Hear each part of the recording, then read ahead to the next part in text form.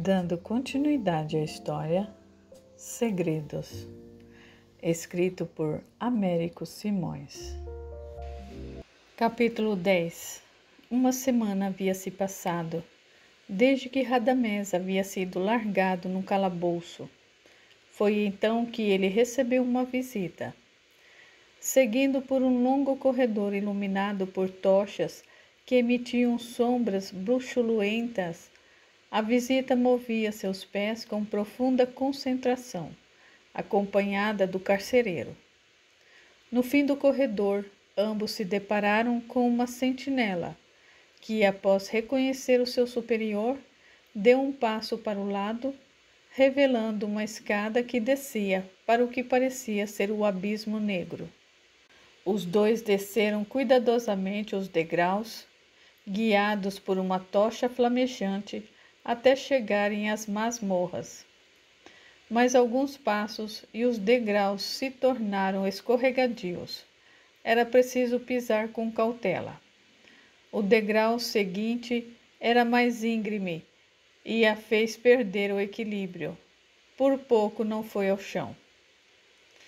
"A senhora está bem?" Preocupou-se o carcereiro. "Sim, eu estou."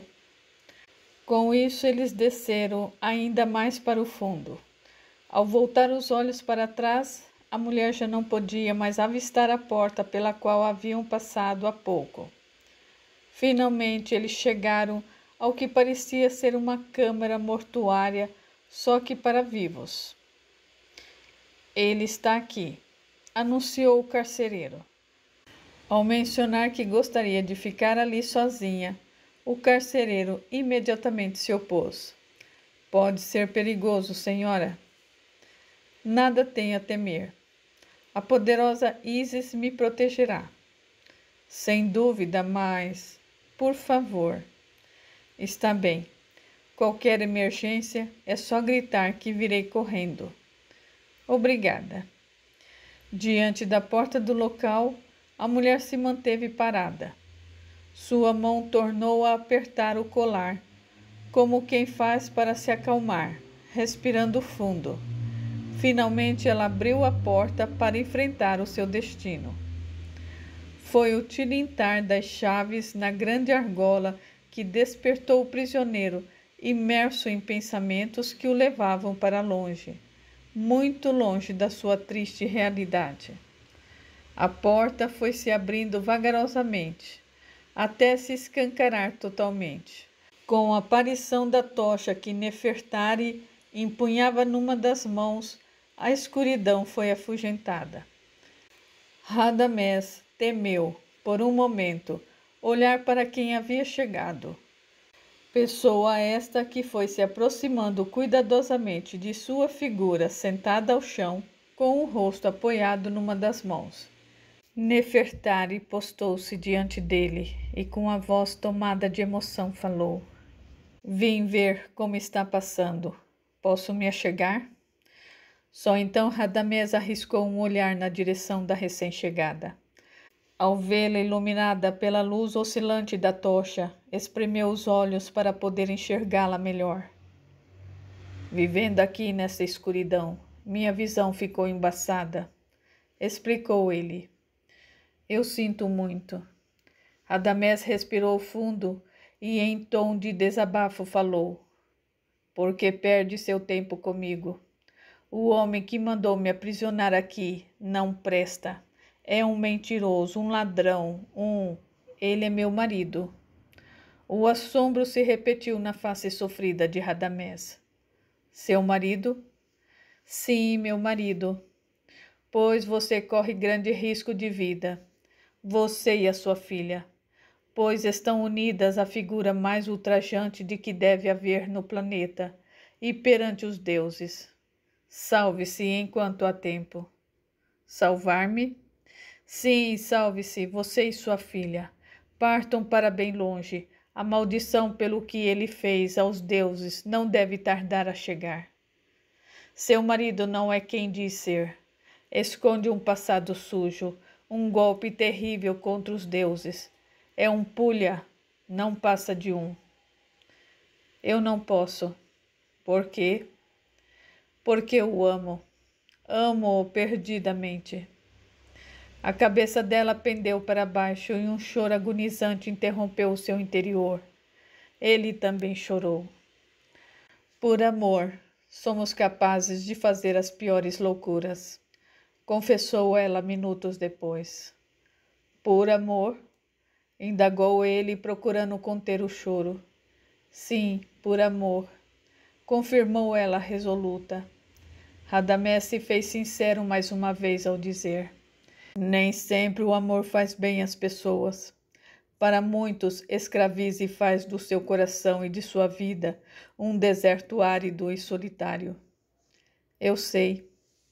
Ela suspirou, enquanto ele se perguntava mais uma vez onde já ouvira aquela voz, pois lhe era muito familiar. Mais um minuto de silêncio e ele insistiu.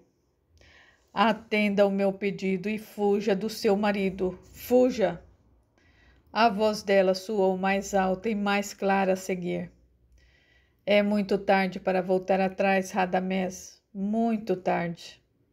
A menção de seu nome o fez olhar para ela com mais atenção. Um grito irrompeu de sua garganta e naquele exato momento ele deu um salto para trás, prensando as costas contra a parede fria e úmida.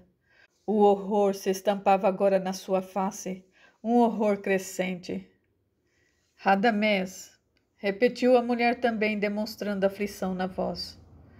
O que vejo diante dos meus olhos me assombra, murmurou ele atônico. Pergunto aos deuses se é real ou apenas uma visão, uma loucura. Ouça-me, insistiu ela. Afaste-se de mim. Grunhiu ele, tremendo por inteiro. Dos olhos dela agora minavam lágrimas que pareciam intermináveis. Isso é uma loucura. Só pode ser loucura. Exaltou-se Radamés novamente em pânico. Ela tentava falar, mas não conseguia. Ele também não lhe permitia, grunhia feito um animal ao ser abatido. Ouça-me, insistiu ela mais uma vez. Deixe-me falar, por favor. Ele finalmente se controlou e ela pôde dizer o que tanto achava ser necessário. Foi por amor, Radamés. Por amor, entende? Os olhos dele se arregalaram ainda mais. Pareciam que iriam saltar das órbitas, e tudo o que ela conseguiu dizer no minuto seguinte foi o mesmo que havia dito segundos atrás. Foi por amor, Radamés, por amor. O pranto calou-lhe a voz e ele então aproximou-se dela e com a mão trêmula tocou no seu rosto. Não pode ser, não pode, murmurou ele atabalhoadamente. Ela quis evitar os seus olhos e não conseguiu. Radamés, sibilou, lamuriosa. Eu não queria que você descobrisse jamais. Nunca. Você. Tornou ele atônico. Você. Faltava-lhe a voz. Nossa adorada, estimada Halima. Sim, Radamés, eu mesma. Os segundos agora pareciam sangrar. Isso é loucura, declarou ele novamente. Eu a vi morta, todos a viram. É uma longa história, meu irmão, uma longa história. Isso só pode ser um pesadelo, um maldito pesadelo. Ele espremeu os olhos e entre dentes grunhiu. Não diz mais nada, por favor, vá embora daqui, suma, vamos. Eu não posso ir, Radamés, não sem levar você comigo. Vim para libertá-lo. Ele a interrompeu, mirando furiosamente em seus olhos. O que foi que você fez conosco, Halima? Que loucura foi essa da qual você tomou parte?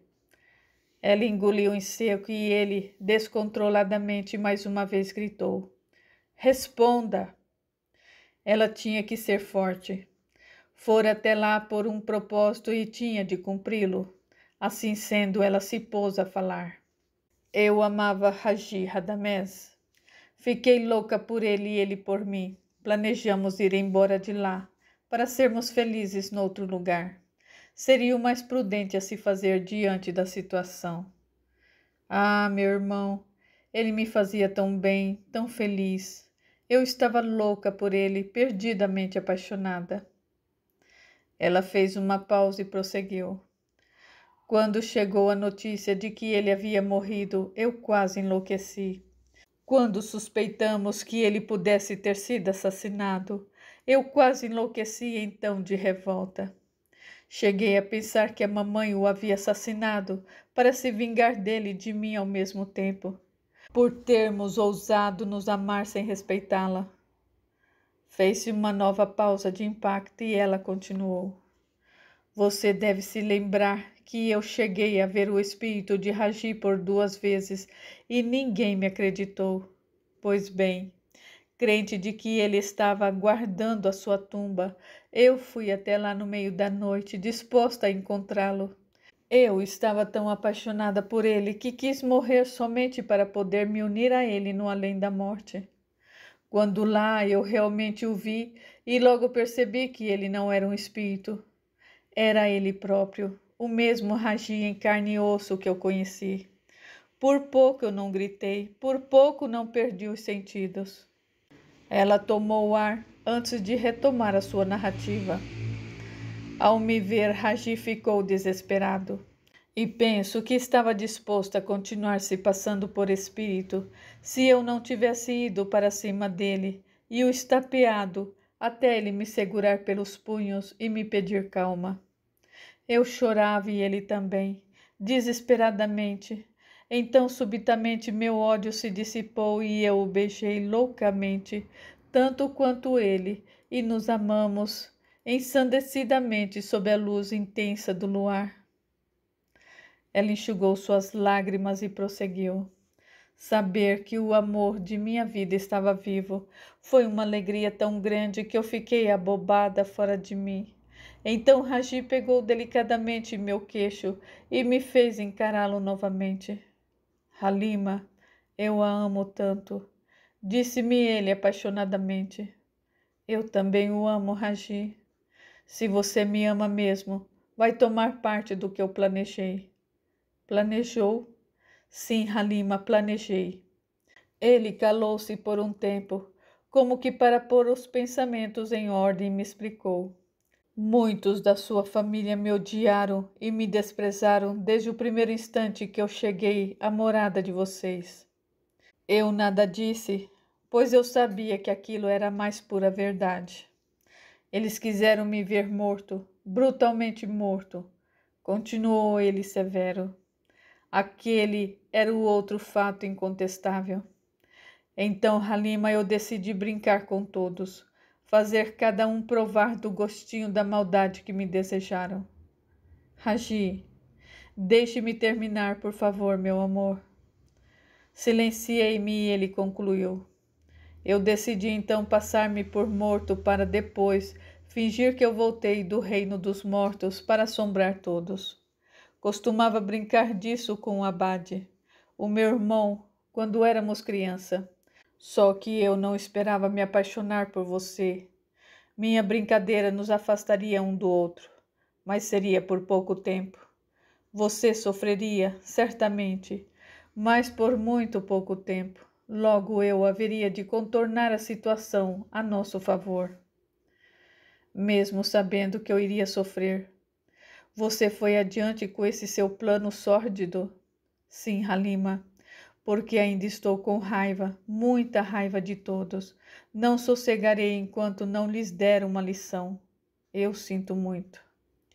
Ficamos temporariamente emudecidos, enquanto eu me sentia completamente perdida, sem saber o que fazer diante daquilo tudo. Raji então me disse, Halima, você me ama, que eu sei. É louca por mim e por isso vai me ajudar a concluir os meus planos. Eu engoli em seco.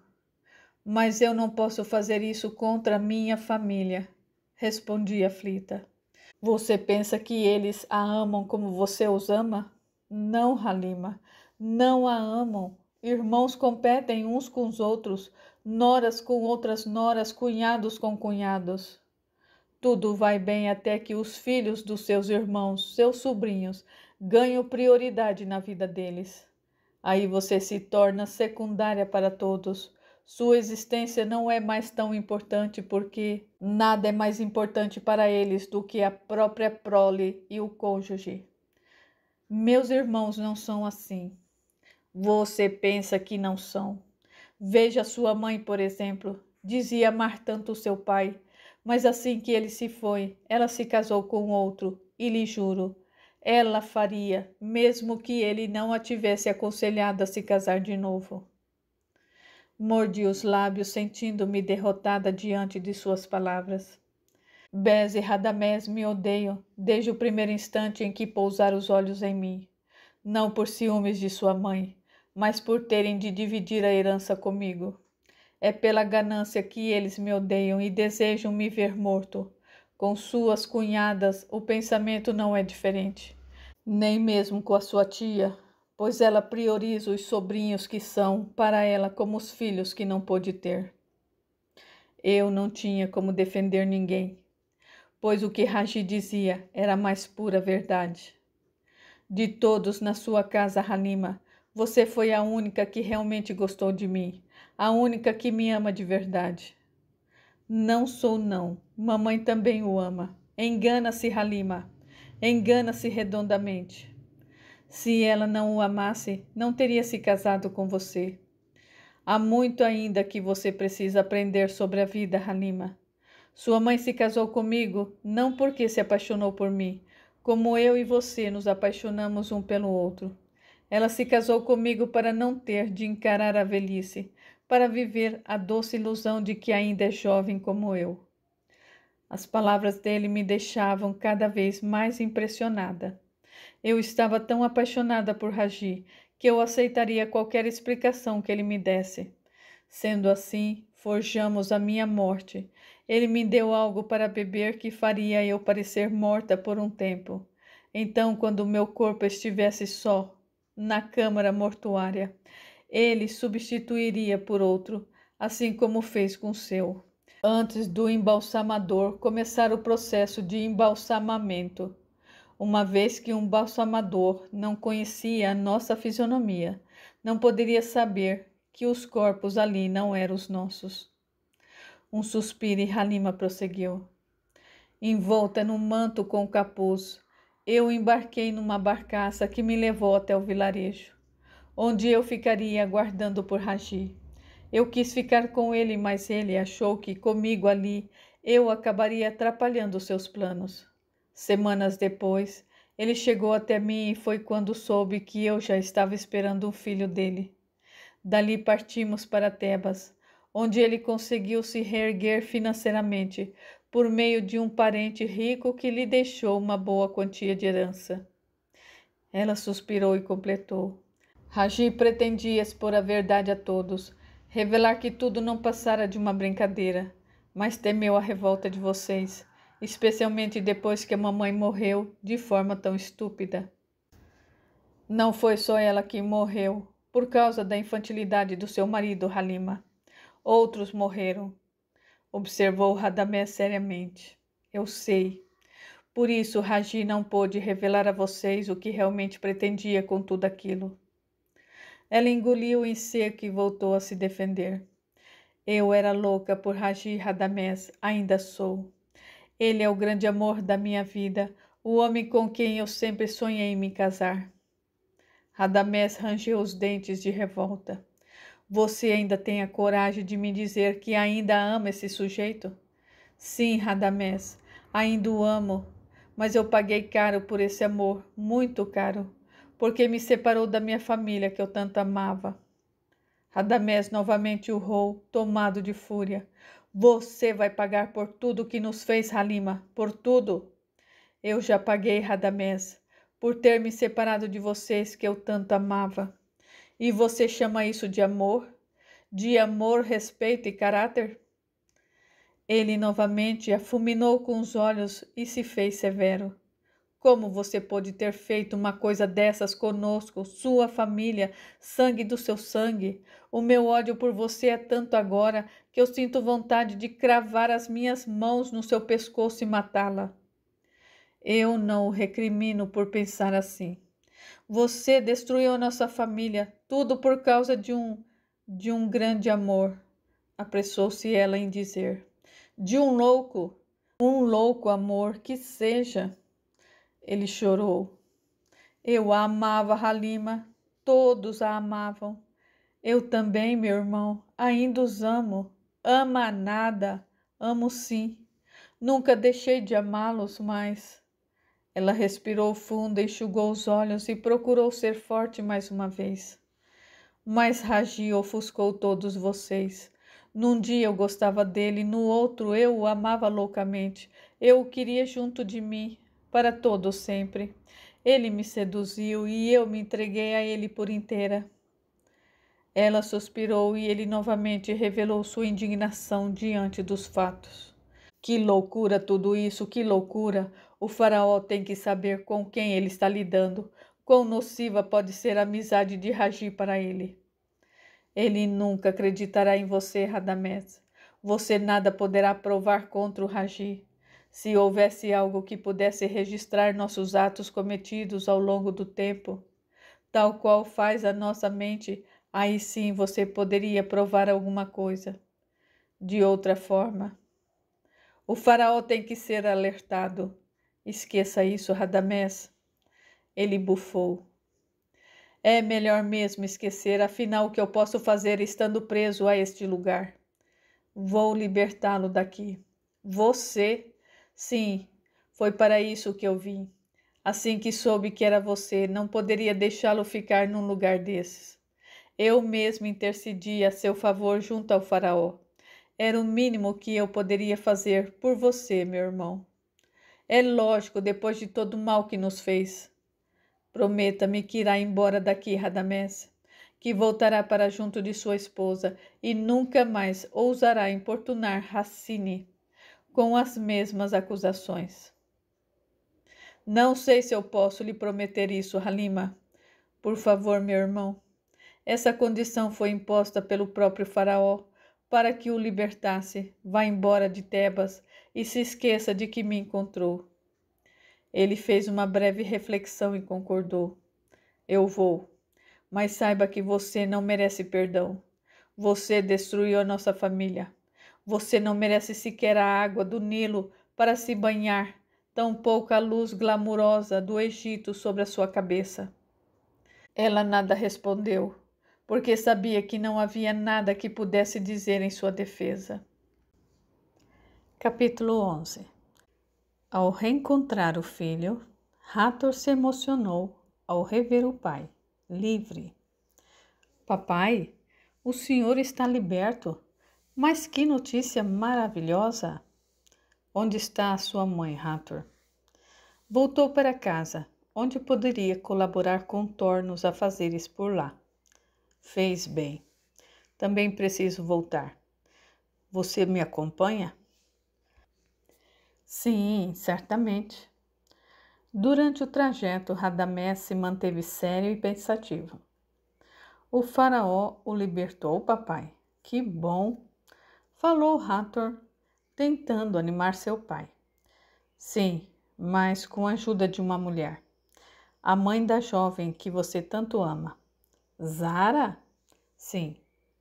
O senhor está me dizendo que Nefertari ajudou-o a se libertar da prisão? Ela mesma. Só que esse não é o seu verdadeiro nome. Seu nome real é Halima e ela é minha irmã, a irmã caçula que até horas atrás eu pensei estar morta. O rapaz arqueou as sobrancelhas surpreso e crente de que o pai estava delirando. Você deve estar pensando que eu fiquei maluco, não é? Depois de ter ficado aprisionado por dias? Pois bem, eu vou contar-lhe tudo, desde o início. E assim fez Radamés, repetindo também toda a história, nos seus mínimos detalhes, para Amunete e Thor. Quando os encontrou, ao término, todos se mantinham boquiabertos, ainda custando-lhes acreditar naquilo tudo. O que posso esperar da vida depois disso? Murmurou Radamés com a voz cansada e tristonha. Ela não tem piedade dos bons. Se tivesse, não permitiria que o mal se espalhasse, atingindo os bons de coração. Acho que nunca mais voltarei a ter fé nos deuses, nunca mais. Foi Thor quem falou a seguir. Papai, Raji e Halima receberam a punição devida pelo que fizeram, só que do outro lado da vida. E se não houver esse outro lado, Thor? Escaparão impunes de todo o mal que nos causaram. Amunete, sempre disposta a abrandar as tempestades emocionais, sugeriu. Perdoe Halima, Radamés. Ela não tem culpa. Raji a enfeitiçou com a sua lábia, com a sua juventude e a sua beleza, da mesma forma que fez com a sua mãe. Culpo assim. Ela sabia o que estava fazendo era errado e foi conivente. Era apenas uma jovem inexperiente e apaixonada, perdidamente apaixonada. Que fosse, ainda assim não era motivo para ajudar aquele monstro a destruir a nossa família. E agora eles estão lá, numa linda morada, ricos, estimado por todos, especialmente pelo faraó. Ele tem que saber quem são eles na verdade, do que foram capazes de fazer conosco. Amunete voltou a opinar. O faraó jamais acreditará que os dois foram capazes de uma trama dessas. Temos que provar para ele de algum modo, Amunete. Esqueça-se disso, Radamés. Vamos voltar para nossa casa e recuperar o tempo perdido. Libertar-nos de uma vez por todas desse passado horrível. Casa. Você disse casa, Amunete? Sim, meu amor. Se Raji está vivo, não há maldição alguma. Nunca houve. As nossas terras às margens do Nilo ainda são nossas e para lá devemos voltar com os nossos filhos. Você tem razão, Amunete. Toda razão. E finalmente um brilho de alegria conseguiu atravessar os olhos do homem que há dias fora fustigado pelo ódio e pela revolta do que descobrira. E a viagem de barco até lá foi uma das mais emocionantes já vividas por Radamés, Amunete e os filhos. Ao pisar novamente em suas terras, Radamés se curvou e beijou o chão. Eu estou de volta, meu pai, declarou muito emocionado. De volta ao lugar que sempre foi nosso. Nada mais ele conseguiu dizer. O pranto não lhe permitiu. Ao se aproximarem da casa, logo perceberam que estava habitada. Quando Bés avistou o irmão, chegando com a esposa e os filhos, largou imediatamente o que fazia e correu na sua direção. Radamés, meu irmão!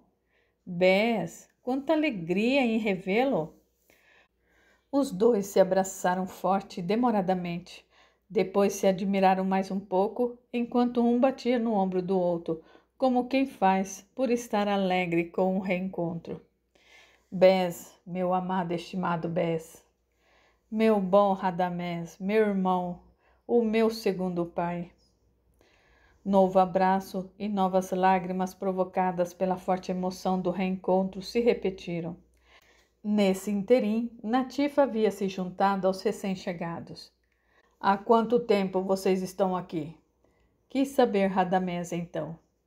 Não mais do que 1 ano, meu irmão. Radamés olhou com mais atenção e admiração, e a pergunta inevitável saltou-lhe à boca. Como tiveram coragem de voltar para cá se... Nem foi preciso completar a frase. Bés foi rápido em responder. Foi Canope, meu segundo filho, quem me encorajou a voltar e enfrentar a maldição, caso ainda houvesse uma. Não há maldição alguma, Bés. Nós fomos todos enganados. Prepare-se para o que eu tenho a lhe contar. É deveras chocante e revoltante. Diz respeito a Raji. Raji? Sim, ele está vivo, Bés. Vivo.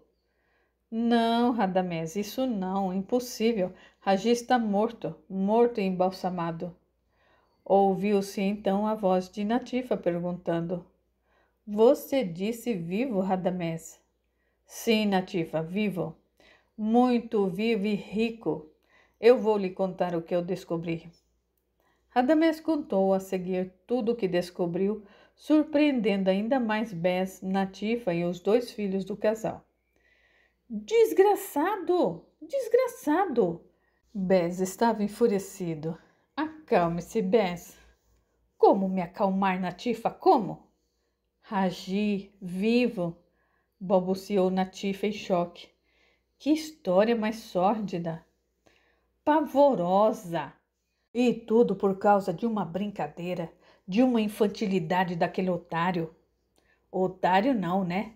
Esperto, muito esperto, porque só mesmo uma pessoa muito inteligente para fazer o que nos fez. E se bem que isso não é sinal de inteligência, é sinal de mau caratismo mesmo. Uma breve pausa e Natifa aconselhou o marido, da mesma forma que a Munete aconselhara o seu. Esqueça tudo isso, Bess. Vamos recomeçar nossa vida. Não mais permita que aquele monstro continue a nos importunar. E deixá-los impunes do que nos fizeram? Sim, às vezes é melhor dar 2 passos para trás do que um para frente. Ainda assim, completou Natifa seriamente. Raji há de acertar suas contas com Osíris quando encontrá-lo no reino dos mortos. E se não acertar? E se os deuses não forem reais? For tudo invenção da mente humana. Eu quero justiça agora, nem que tenha que ser feita pelas minhas próprias mãos. Bess, ouça-me, por favor. Se Raji foi capaz de fazer o que fez conosco, ele é um homem perigoso, capaz de qualquer coisa para impedi-lo de abrir a boca. Não se destrua por isso. É melhor deixar tudo como está. O sujeito suspirou desanimado. Assim como no passado, declarou em tom de desabafo. Raji continua sendo o tormento das nossas vidas. Se os deuses realmente existem, por que permitiram que um mau caráter entrasse na vida de uma família tão honesta e devota aos céus como a nossa? Por quê? Naquela noite, durante a ceia, apesar dos pesares, a família estava novamente feliz, como nos velhos tempos que passaram ao lado do pai e da mãe. Era bom demais poder estar de volta à morada que sempre lhes pertenceu, onde poderiam reconstruir as suas vidas. Alguém sabe da Kissa? Perguntou a Munete em meio à palestra descontraída. Não. Foi Natifa quem respondeu. A última vez em que a vimos, ela havia partido com a filha para Tebas, onde se casaria com Farik. Que pena! Seria bom tê-la novamente ao nosso lado. Todos concordaram. De qualquer modo, precisamos encontrá-la e lhe contar toda a verdade, sugeriu Bess. Não será difícil. Farik é um escriba. Se ainda estiver vivo, pode ser localizado facilmente, uma vez que há muito poucos escribas tão profissionais quanto ele. Boa ideia. Mas será que Kissa realmente chegou a se casar com ele? Boa pergunta. Não foi preciso fazer tal busca.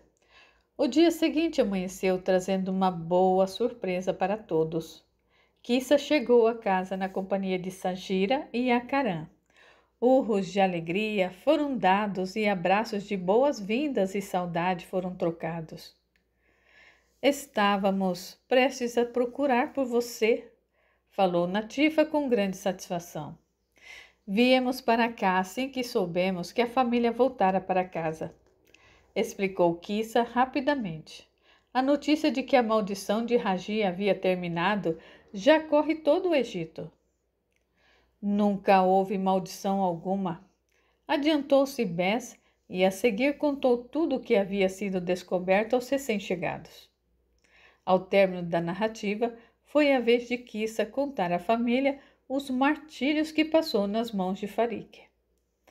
Então a Caram me encontrou por acaso no mercado da cidade e me ajudou desde então.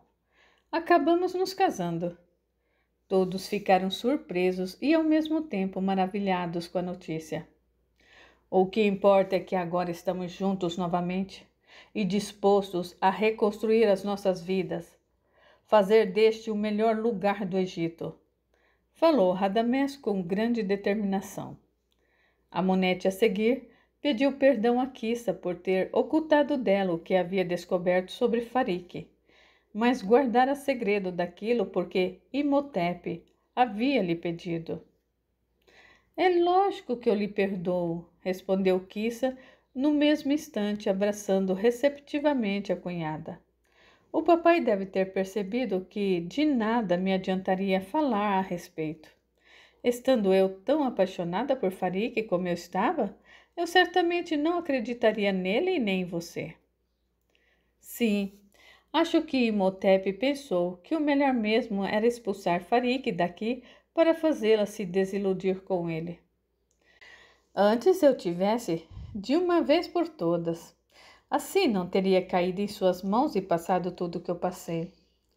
Mas isso agora é passado, argumentou Natifa, querendo ajudar todos como sempre. Não mais nos aborreçamos pelas amarguras já vividas. Boa ideia, concordaram todos em unânime. Mais tarde, naquele mesmo dia, Delano encontrou Hathor sentado sob a luz do luar. E aí? Perguntou, querendo ser simpático com o primo. Você deve estar se sentindo péssimo com tudo isso, não? Sim, eu amava Zara. Ainda a amo. Fizemos tantos planos para o futuro. Faço ideia. Ela já sabe que você e ela são primos? Não, ainda não. E eu acho melhor não saber. A verdade vai embaralhar as suas ideias. Inventarei uma desculpa qualquer para romper com o nosso noivado e... Que Ísis nos proteja. Há de protegê-los. Não fora somente pelo fato de Hathor e Zara serem primos que o casamento entre os dois não poderia acontecer. Sendo ela filha de Hagi e Halima, os dois jamais poderiam viver em paz com suas famílias. Capítulo 12. No dia seguinte, o surpreendente mais uma vez pegou a família de surpresa. Por volta do meio-dia, Dilano apareceu na casa correndo. Papai? Disse esbaforecido. Acho melhor o senhor e o titio me acompanhar até as tumbas. Os dois irmãos se entreolharam e o estado do rapaz também chamou a atenção das mulheres da casa. Venham todos, insistiu o jovem. Precisam ver o que eu descobri. Assim fizeram seus familiares. Chegando ao local, Dilano se explicou. Estão vendo essa abertura aqui? Ele se referia a uma abertura junto à entrada do túmulo de Imhotep. Eu descobri sem querer. E daí, filho? Bez estava intrigado. E daí, papai? Que eu senti vontade de conhecer o interior do túmulo. Delano! O tom reprovador partiu de sua mãe. Sei que eu não deveria ter entrado, mas foi mais forte do que eu. Todos ali se entreolharam e o rapaz tentou continuar, mas faltou-lhe ar para prosseguir, tamanha era a excitação. Diga logo, meu filho. Agitou-se Bez, impaciente. Por que nos trouxe aqui? Só poderão saber se entrarem comigo. No túmulo? Não podemos. Não se deve, é sagrado. Eu sei, mesmo assim, vocês precisam ver o que eu descobri, por favor. Ainda que incertos se deveriam ou não entrar no lugar, a família seguiu o jovem após ele. Hathor e Thor empurrarem um pouco mais para o lado a pedra sepulcral, que tampava a entrada do local. Logo todos se encontravam no interior da tumba, com algumas tochas acesas para iluminar o ambiente. Foi Bess quem perguntou primeiro. Ainda não entendi por que nos trouxe aqui, filho. Vocês ainda não perceberam? Indagou Dilano, girando o pescoço ao redor. O que há para notar, Dilano? A pergunta partiu de Radamés. Ora, meu tio, a tumba foi saqueada. Só então todos se deram conta do fato. Ele tem razão, murmurou Natifa pasma. Todos os pertences de Imhotep se foram. Exato. E quem os roubou teve o cuidado de fechar o túmulo devidamente para que ninguém descobrisse o saque. Isso só pode ter ocorrido, opinou Bess, durante os anos em que ficamos longe daqui. Foi Hunter quem levantou a possibilidade a seguir. Será que fizeram o mesmo com as demais tumbas? Eu penso que sim, afirmou Dilano, muito seguro do que dizia. Então vamos conferir, finalizou Hathor, decidido. Naquele mesmo dia, constataram que todas as tumbas pertencentes aos membros da família de Imhotep haviam sido saqueadas. Que desrespeito! Murmurou Amunete entristecida. Isso não se faz, argumentou Natifa, tão penalizada quanto a cunhada. Quem saqueou essas tumbas não tem coração, admitiu Radamés, revoltado. Eu diria mais, não podem ser egípcios. Todos voltaram para casa em silêncio sepulcral. Nunca haviam se sentido tão invadidos e logrados em toda a vida. Foi depois de muito refletir que Natifa voltou-se para Radamés e perguntou. Você disse que Raji enriqueceu porque recebeu uma herança de um parente rico e caridoso. Foi o que me disseram na rua quando investiguei suas origens. Natifa se silenciou por algum momento e quando voltou a falar, foi para dizer algo que surpreendeu ainda mais a todos. Raji não tinha familiares ricos? Então a herança não pode lhe ter sido deixada por um. Ele deve ter dito o que disse, espalhando essa história para encobrir a verdadeira origem da sua fortuna. E qual seria ela, Natifa? Vocês ainda não perceberam? Foi Raji quem saqueou as tumbas. A fortuna que possui vem dos saques que fez delas. Ele não queria brincar conosco como forma de vingança por ele ter sido mal recebido no meio dessa família, como explicou para Halima. Ele queria mesmo era nos afugentar daqui, por meio da sua suposta maldição. Você está mesmo insinuando que... Eu não estou insinuando, eu estou afirmando. O plano de Raji o tempo todo, com as suas aparições fantasmagóricas, era nos convencer a ir embora desse lugar para que pudesse saquear as tumbas sem ser descoberto. Eu estou certa de que ele chegou aqui já com esse plano em mente. Ele acharia uma forma de nos deixar irados com ele, a ponto de querer vê-lo morto. Então ele se passaria por vítima de um suposto assassinato e voltaria depois, como espírito, para atormentar a todos nós, por vingança. Ele não pode ter sido tão criativo, mas foi. Só não esperava que fosse descoberto por Halima e vencido pela paixão que sentia por ela. Então, para acobertar a sua verdadeira intenção, ele inventou toda a baboseira que contou para ela. Quer dizer que os seus argumentos eram falsos? Sim, e só fez uso deles para evitar que Halima se revoltasse com as suas verdadeiras intenções. Ela não aceitaria ver as tumbas dos seus familiares, especialmente a do seu pai, saqueadas. Nisso você tem toda a razão, Natifa. Impertigou-se Radamés. Custava a todos acreditar naquilo. Foi Hathor quem falou a seguir. Se Raji saqueou mesmo as tumbas, ele jamais temeu aos deuses. Sim, afirmou Acaram, bastante seguro do que dizia. Todo verdadeiro egípcio sabe que saquear uma tumba é um desrespeito tamanho aos deuses. Amunete comentou a seguir. Agora que você mencionou isso, Acaram, lembrei-me de que Raji não tem traços egípcios. Ele tem a pele clara, cabelos claros, olhos claros. Deve ter vindo de longe, de alguma terra distante, com outra formação religiosa.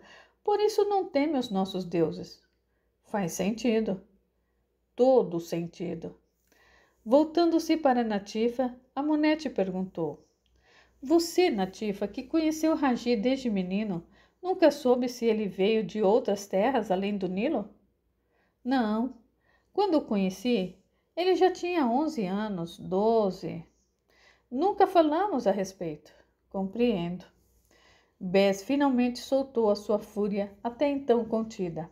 Halima precisa saber do que o grande amor da sua vida foi capaz de fazer para enriquecer, para lhe dar a vida luxuosa e farta que eles levam. Esqueça Halima, Bess. O conselho partiu de Amunete.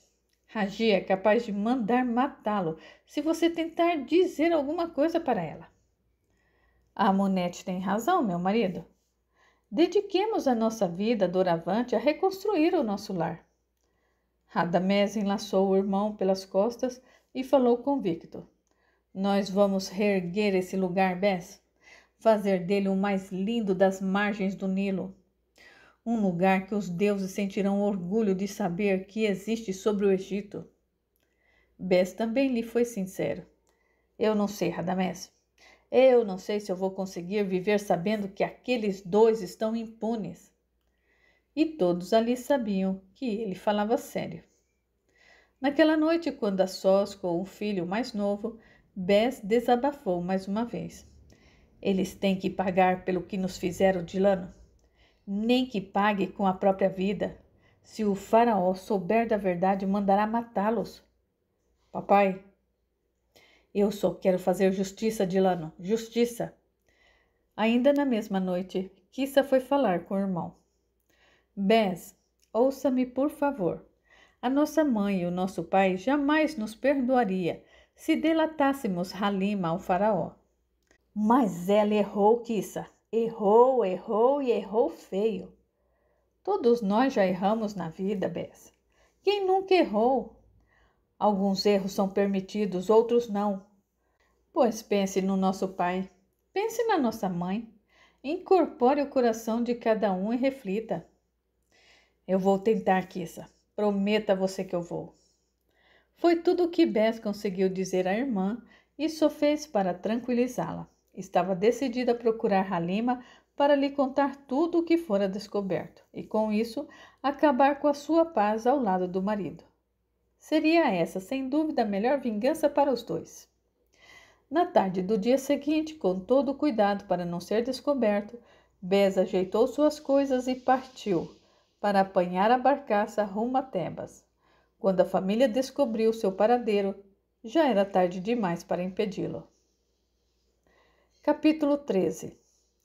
Junto à balaustrada da barcaça, observando as luzes de mais um vilarejo às margens do Nilo, Bess continuava determinada a se vingar de Raji por tudo o que ele fizera contra sua família.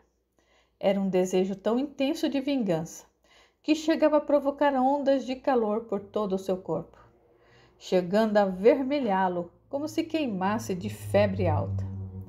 Voltando seu pensamento para os deuses, Bess lhe falou em tom de súplica.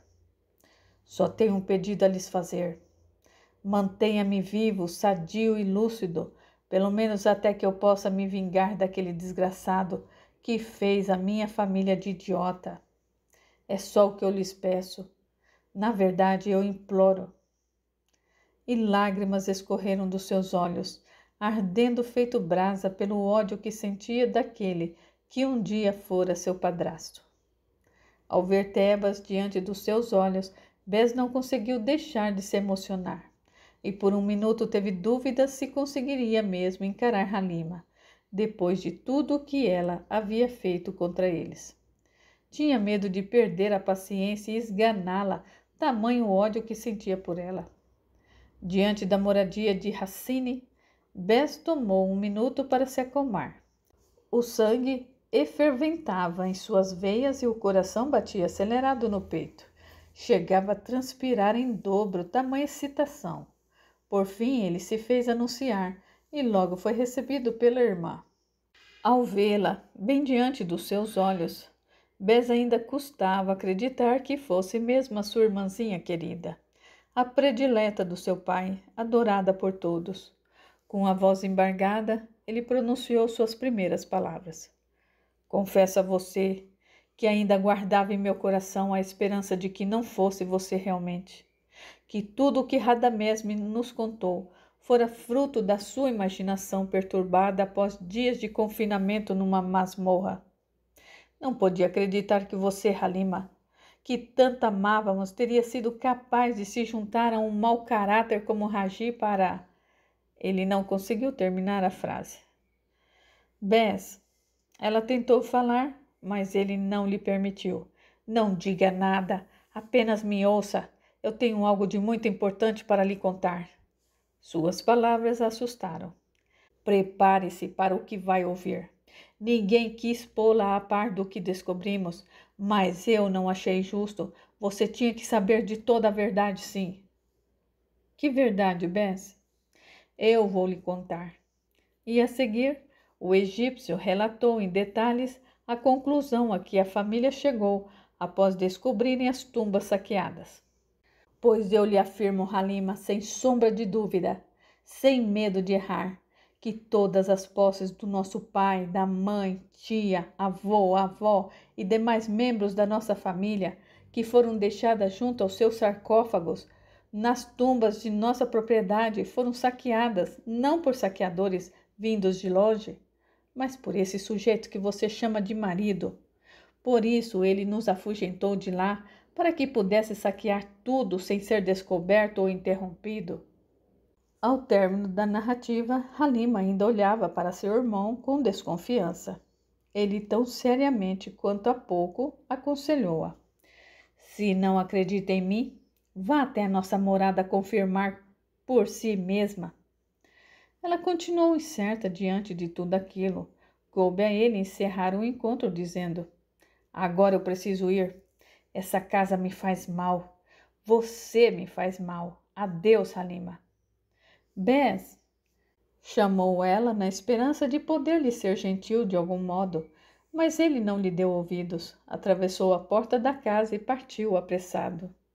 Em movimento, as lágrimas que ele fez questão de esconder de sua irmã, por não achar digno que ela as visse rolando em sua face, finalmente tiveram vazão.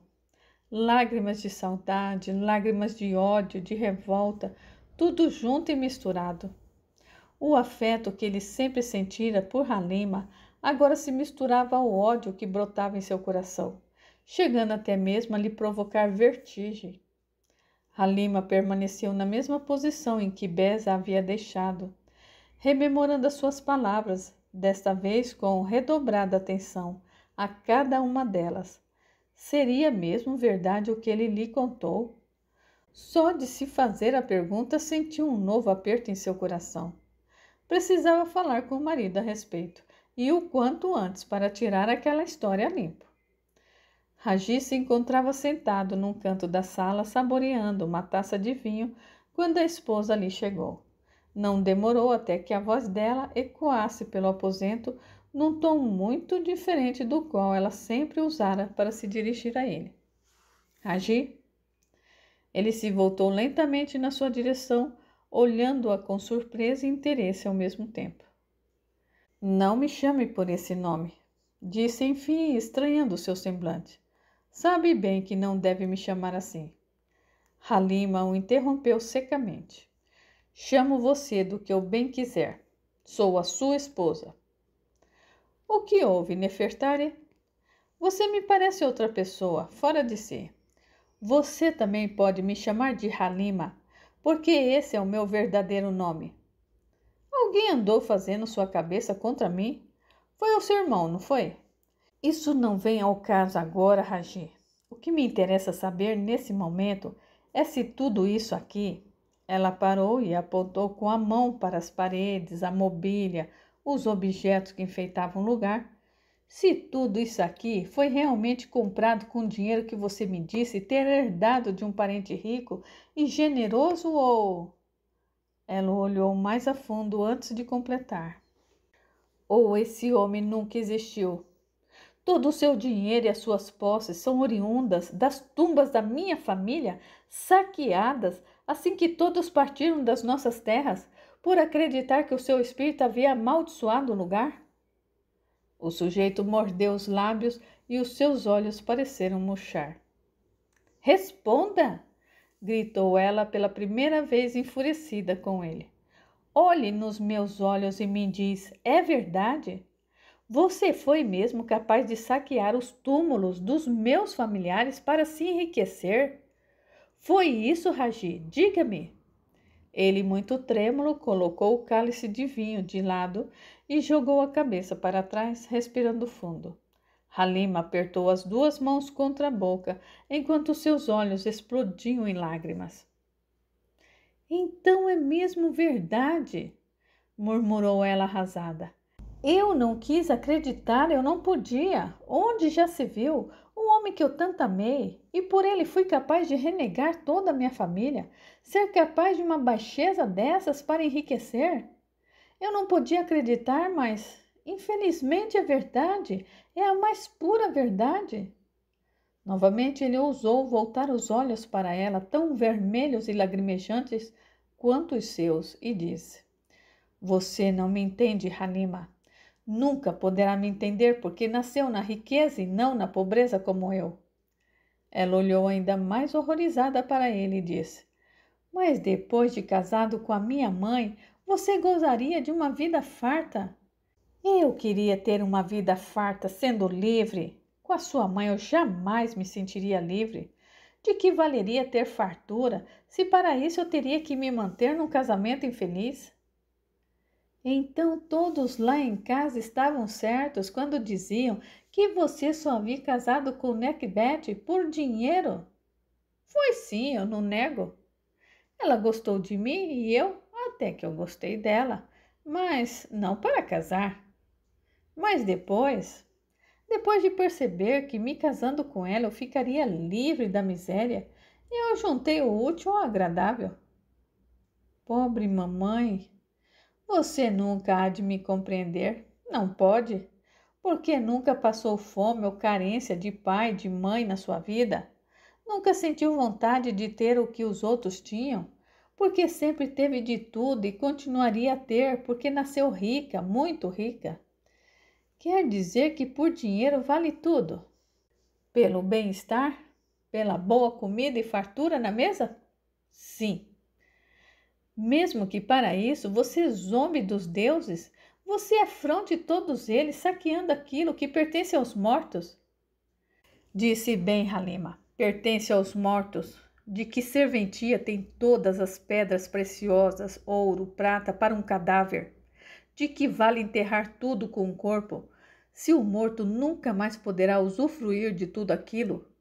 Que todos os seus pertences fiquem para os vivos. Esses sim podem usar e apreciar suas belezas. É questão de tradição, os deuses quiseram assim. Deuses? Que deuses, Halima? Aqueles que me deixaram nascer na miséria, na pobreza, na solidão? Esses deuses eu dispenso. Se você desdenha nossa religião, só pode ser porque você não é egípcio, não é mesmo? Não posso lhe responder se sou ou não. Tudo o que eu sei é que eu nasci pobre e teria sido pobre ou escravo pelo resto da minha vida se... Será você um hebreu? Talvez, mas se eu for realmente, não sentirei orgulho de ser, porque um hebreu nesse mundo também não vale nada. É tal qual um pobre egípcio. Halima baixou os olhos enquanto lágrimas voltavam a rolar por sua face devastada pela dor e pela indignação do que acabara de descobrir. Sua pergunta seguinte foi a mais difícil para ela fazer. Você matou a minha mãe, Raji? Responda-me com sinceridade, matou-a? Ele rapidamente endireitou o corpo e respondeu com precisão assustadora. Não, isso não. O que realmente aconteceu naquela noite foi que ela subiu às tumbas, certamente em busca do meu espírito, e me pegou desprevenido. Ao ver-me, assustou-se, correu e pisou em falso. O mesmo aconteceu com a sua tia. Eu jamais toquei em nenhuma delas. E quanto a Selk? Ela disse que o viu. Pensou também ser seu espírito. Ela realmente me viu. E quando encontrou as minhas pegadas, percebeu que eu não estava morto. Caso contrário, não as teria deixado. Ela ia acabar contando a verdade para todos. Poria todo o meu plano em ruínas. Então você a envenenou? O que é a vida de um miserável diante da grandeza que nós dois poderíamos ter, Halima? Grandeza que você poderia ter, Raji, pois tudo aquilo já era meu. Ele baixou os olhos e ela admitiu ácida. Além de ladrão, você é também um assassino. Eu me casei com um ladrão e assassino.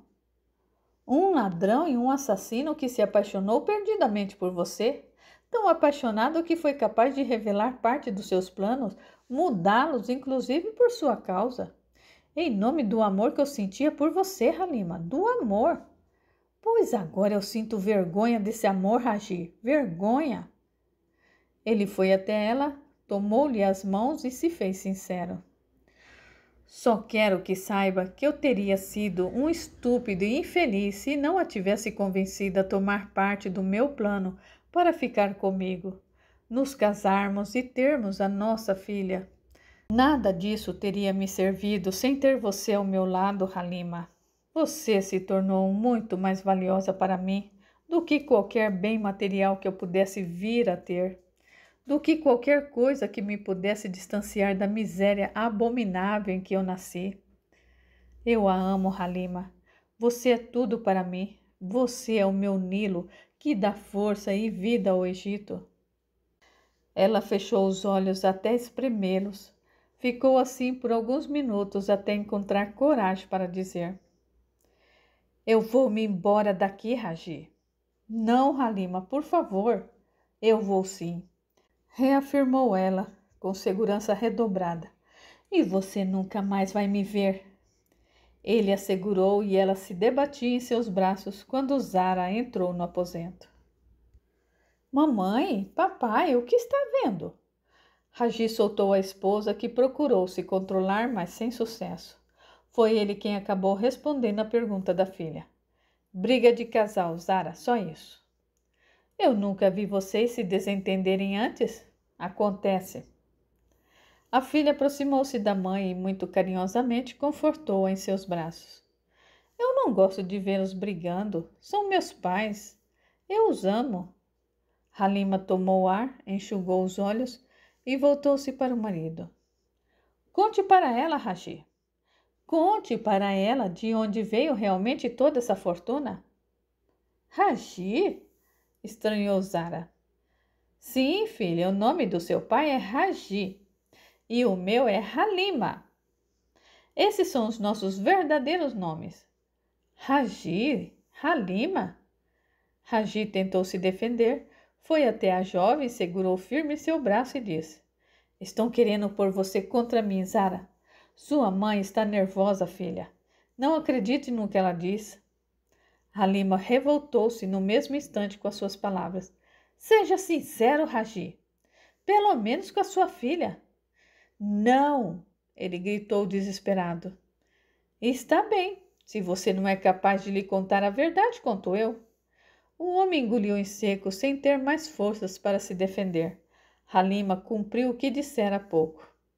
Todas as posses do seu pai vieram das tumbas da minha família. Tumbas? Sua família? Sim, que foram saqueadas por seu próprio pai, com o intuito de enriquecer às custas dos mortos. É uma longa história, filha. Quer dizer então que tudo o que Hathor ouviu do pai dele era verdade? Sim. Zara se voltou para Raji e chorando perguntou: É mesmo verdade, papai? Ele se manteve calado.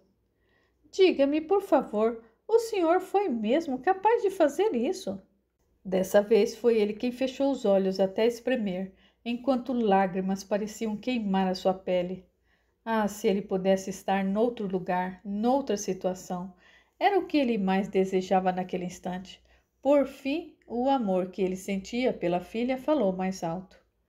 O fez encarar a realidade e afirmar: Não posso lhe dizer que é mentira, Zara.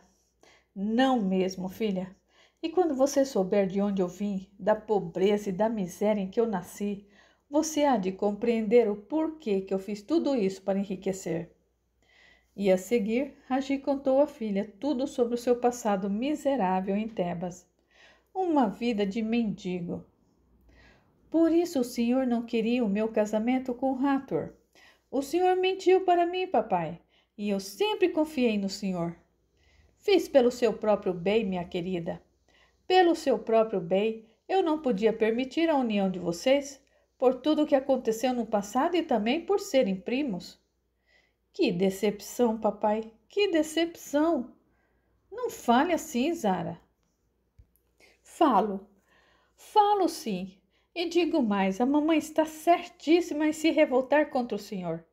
O senhor desrespeitou os deuses que significam tudo para nós e merece todo o nosso respeito. E Ragi não soube mais o que dizer diante do rompante de sua filha. Capítulo 14. O próximo passo de Bes foi procurar Abade para lhe contar toda a verdade sobre o irmão. Demorou para localizá-lo e quando conseguiu foi direto ao ponto. O meu nome é Bes. Nos conhecemos há cerca de 15 anos atrás. Sou um dos filhos da mulher com que o seu irmão se casou. Você e a sua mãe estiveram visitando a nossa casa às margens do Nilo. Oh, sim, respondeu Abade, ainda olhando surpreso para o recém-chegado. Como vai? Eu mentiria se lhe dissesse que eu estou bem, mas eu vou ficar assim que concluir o que me traz até aqui. O homem se mostrou novamente apreensivo diante de Bes, que sem rodeio falou. Deve-se recordar que o seu irmão Ragi foi dado por morto, mumificado e sepultado em uma de nossas tumbas, com tudo o que lhe pertencia e os rituais sagrados que toda alma merece nessa hora. Sim, pois bem, tudo isso não passou de uma farsa. O seu irmão está vivo. E a seguir, Bes resumiu tudo o que foi descoberto a respeito de Ragi. Abade ouviu tudo em silêncio e por algumas vezes tentou interrompê-lo. No entanto, Bes não lhe permitiu.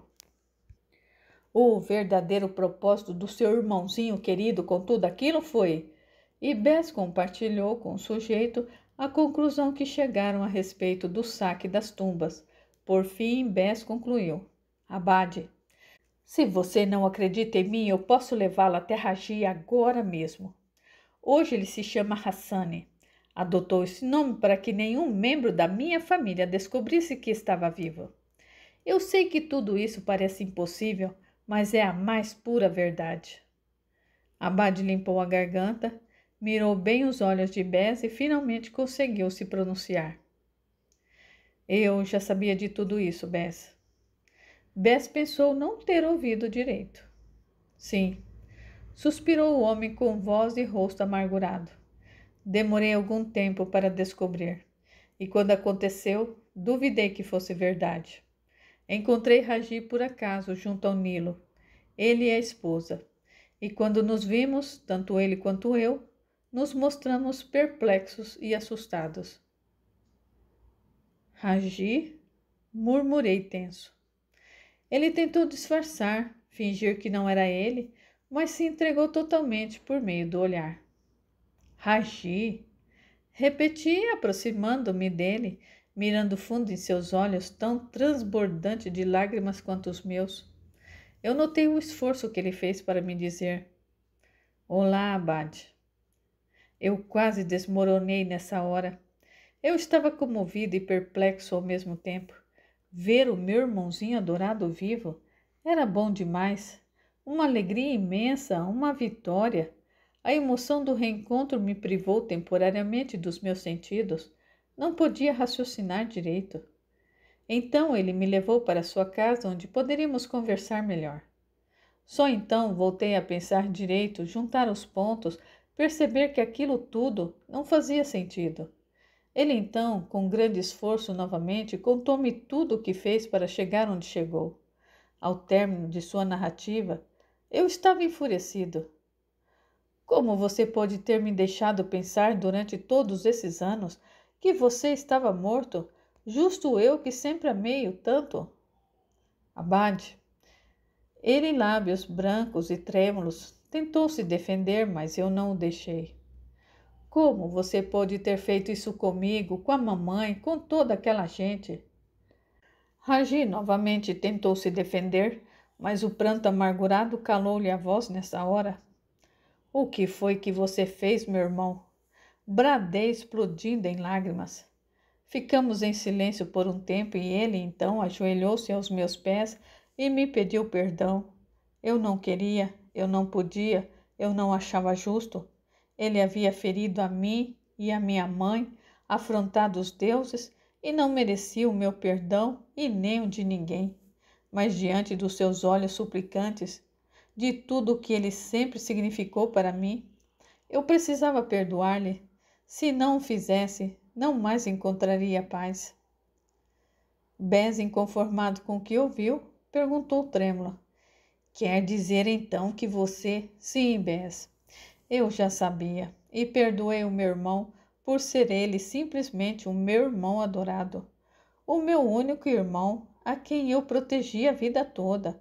O que ele fez foi errado, estúpido e infantil. Foi cruel, malévolo, desumano. Também, ainda assim, ele era meu irmão. Ainda é meu irmão. Eu o amo. É a pessoa mais importante da minha vida. Por isso eu lhe perdoei e protegi das autoridades.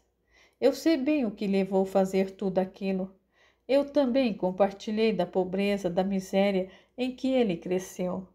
Foram dias pavorosos em que muitas vezes não tínhamos nada para comer, senão migalhas, resto, podridão.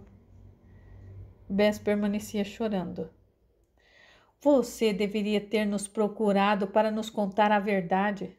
Onde? Defendeu-se o sujeito feito um raio. Soube que vocês haviam se mudado de suas terras. O Egito inteiro ficou a par da suposta maldição que se abateu sobre a morada de sua família. Além do mais, a verdade só lhe faria sofrer duplamente, especialmente ao saberem que a sua irmãzinha havia compactuado de tão macabra trama. Até então, eu não sabia quem na verdade era Nefertari, a mulher com quem Ragi havia se casado. Eu só vim a saber depois. Abade, com lágrimas nos olhos, prosseguiu. Entenda a minha situação. Entenda também que tudo o que você viera a fazer contra Ragi atingirá Halima na mesma intensidade.